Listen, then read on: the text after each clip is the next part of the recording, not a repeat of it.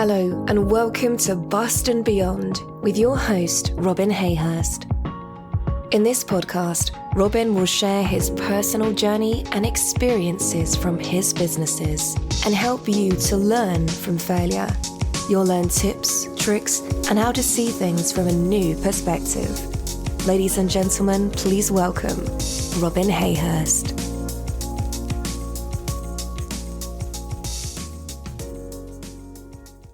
Hello everybody and welcome to Bust and Beyond. Today's guest is Carri Nicholson, a friend of mine for a while. She's known as the leader whisperer and she knows almost everything there is to know about running a business. Hello Carri and welcome. Hello, thank you for having me. So let's move straight into it and just tell us a bit about yourself, Carri. Where do I start? So my background was in economic development. Because of a happenstance of time and place and family, I ended up working with my parents and particularly with my dad, in what was the UK's first private sector economic development consultancy.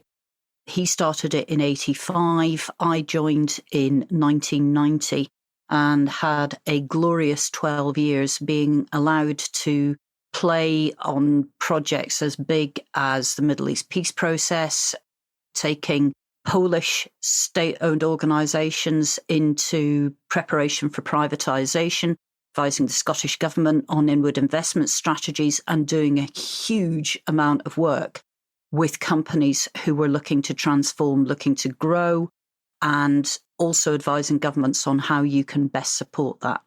I then went off and set up my first business, which was a complete change.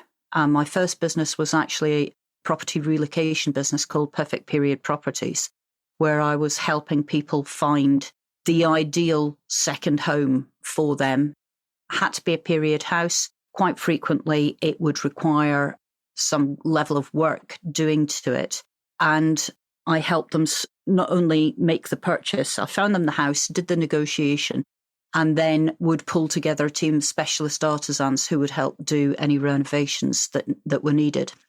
For various reasons, I then shut the business down and made a transition into academia. And I spent 4 years working at, first of all, Sheffield Hallam University, and then running the MBA programs at the University of Durham. Taking yet another life turn, I then had 6 years running the Red Squirrel Conservation Programme for England, a year at DEFRA, and then went back into self-employment and set up another business called Epic Regeneration Consultants in 2012, which ran through till 2016 when I went off to become a Vistage chair. And I've been running mastermind groups and working with CEOs and business owners and leaders ever since. All right, so you've definitely been about, haven't you? I've been around the block a couple of times, yes. As a headhunter once said to me, you have done some really amazing things in your life and you are completely and utterly unemployable. Yeah, I totally understand that and can relate. Okay, so you're here to talk about a business that failed and the lessons learned from that. So what business, you don't have to name it, obviously, but what business was it and what did it do? Well, I thought about this because there's been 2 businesses that I've started and then had to shut down. And actually, in terms of lessons learned, the second one is more important than the first. So it was called Epic Regeneration Consultants. And I set that up with a colleague that I'd worked with when I was at DEFRA in 2012, because I itched to get back into economic development. And I knew that nobody was, by the time that I wanted to set up Epic, Fern Crichton Roberts, which was the original family business, had basically been shut down when my dad retired. He was actually offered in excess of the millions by one of the major consulting firms in 1997 to buy the business, and decided not to tell me, which is a bit naughty given that I had 15% of the shares at that point in time. But what it meant was that when he retired, the business retired as well. So nobody was doing what Fern Crichton Roberts used to do, and we had a stellar reputation.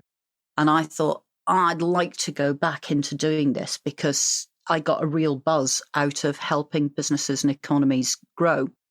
So we said, right, we're going to make this Fern Crichton Roberts 2. We're going to call it Epic, and let's go.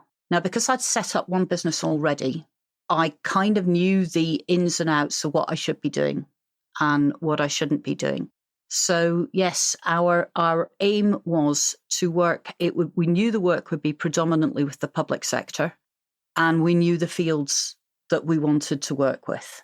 And our aspiration was to become the boutique economic development consultancy of choice in the UK. Okay, so when you talk about economic development, I think a lot of people might not really understand what you mean. So would you like to explain that quickly? Yeah, economic development is all those things that happen behind the scenes, and they happen in local authorities, and they happen in LEPs, they happen at national government level. And it's all the things that are put in place to help businesses grow, whether that's grants, whether that's support programs, whether that's training programs, whether that's things like the peer network groups that were running last year. It's the government, the public sector support to improve the economy is economic development in a nutshell. And who did you have working with you in the business?